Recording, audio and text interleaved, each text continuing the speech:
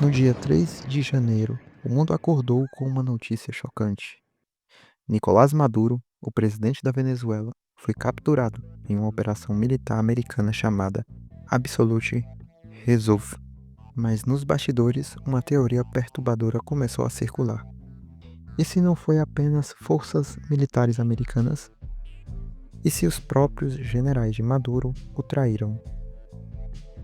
Hoje vamos investigar essa teoria e compará-la com um dos casos mais brutais de traição da história: a queda de Nicolau Ceausescu, na Romênia. Mais de 150 aeronaves decolando de 20 bases diferentes, incluindo bombardeiros, caças, helicópteros e drones.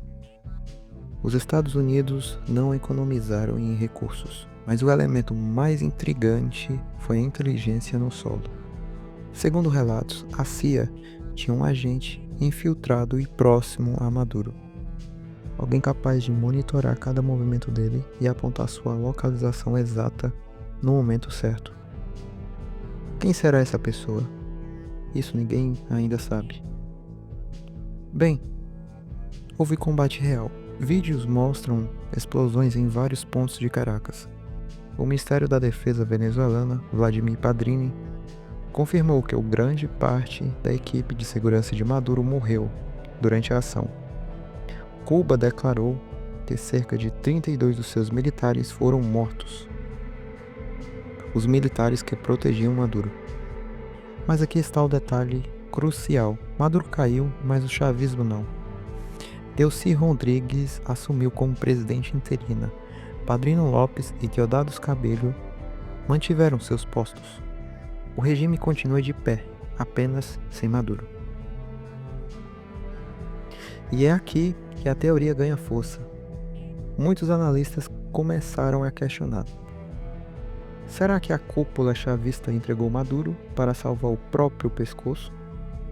A lógica seria assim: com a pressão militar americana aumentando no Caribe, os generais venezuelanos teriam concluído que uma invasão em larga escala era inevitável.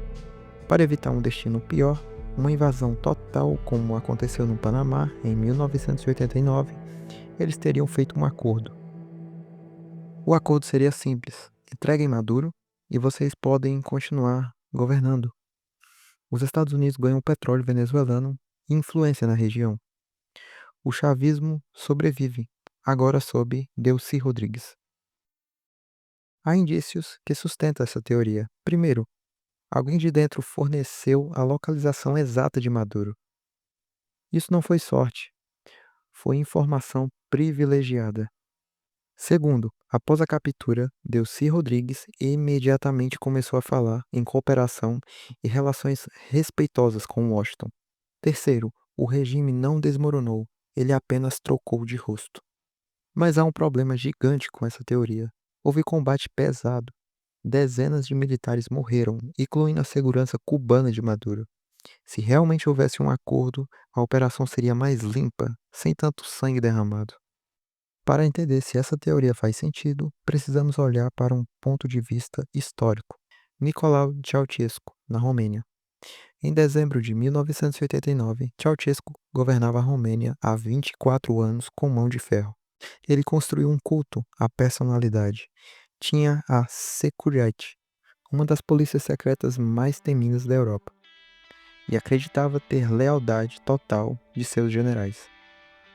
Mas quando os protestos começaram em Timisoara, no dia 17 de dezembro, tudo desmoronou rapidamente. E no dia 21 de dezembro, Ceausescu convocou um comício em Bucareste para mostrar apoio à população. Foi transmitido ao vivo na TV, mas aconteceu o impensável. A multidão começou a vaiar. O ditador ficou paralisado, sem saber muito o que fazer. Ceausescu ligou para o Ministério da Defesa, general Vasily Milha, e ordenou que o exército atirasse nos manifestantes. Milha recusou. Horas depois foi encontrado morto, oficialmente suicídio, mas muitos acreditam que ele foi executado por desobedecer. Então Ceausescu ligou para outro general de confiança, Victor Ceausescu. Este homem havia construído sua carreira graças a Ceausescu. Era considerado absolutamente real. mas Ceausescu pediu que mobilizasse as tropas. Stanculescu fez algo genial. Fingiu que havia quebrado a perna, colocou gesso e disse que estava incapacitado. Era mentira. Ele simplesmente cruzou os braços e não fez nada. No dia 22 de dezembro, Ceausescu e sua esposa, Helena, fugiram de helicóptero. Foram capturados horas depois. E aqui vem a parte mais brutal. No dia 25 de dezembro de 1989, o casal foi julgado por um tribunal militar. E quem estava lá como júri condenando Ceausescu à morte? Exatamente, o general Victor Stanculescu. O mesmo homem que dias antes fingia lealdade, agora estava sendo como acusador, garantindo a execução do ditador que o promoveu. O julgamento durou menos de 1 hora. A sentença foi morte imediata. E Stanculescu garantiu que tudo fosse filmado. Então, o que aconteceu com Maduro é parecido com Ceausescu? A verdade provavelmente está no meio. É muito provável que houve colaboração interna pontual. Alguém próximo entregou a localização exata de Maduro. Mas isso não significa que toda a cúpula chavista combinou um pacto formal com Washington. Pode ter sido um general isolado, um membro de segurança, alguém que viu a oportunidade de mudar de lado, ou pode ter sido simplesmente alguém que, como Ceausescu, percebeu que a lealdade a Maduro tinha se tornado um passivo. A história de Ceausescu nos ensina algo fundamental. Regimes autoritários são coalizões frágeis, mantidas por medo e interesse. Quando o vento muda, a lealdade evapora em segundos. A teoria de que os generais chavistas entregaram Maduro é sedutora, mas ainda não tem provas concretas.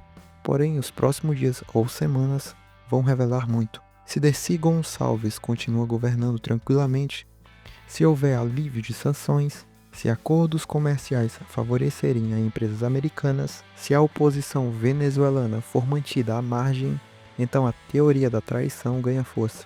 Mas por enquanto, o que sabemos com certeza é isso. Alguém próximo de Maduro o traiu. A questão é se foi um indivíduo agindo sozinho ou se foi uma traição orquestrada por toda a cúpula. A diferença entre Maduro e Ceausescu é que, no caso romeno, vimos o general traidor sentado no tribunal.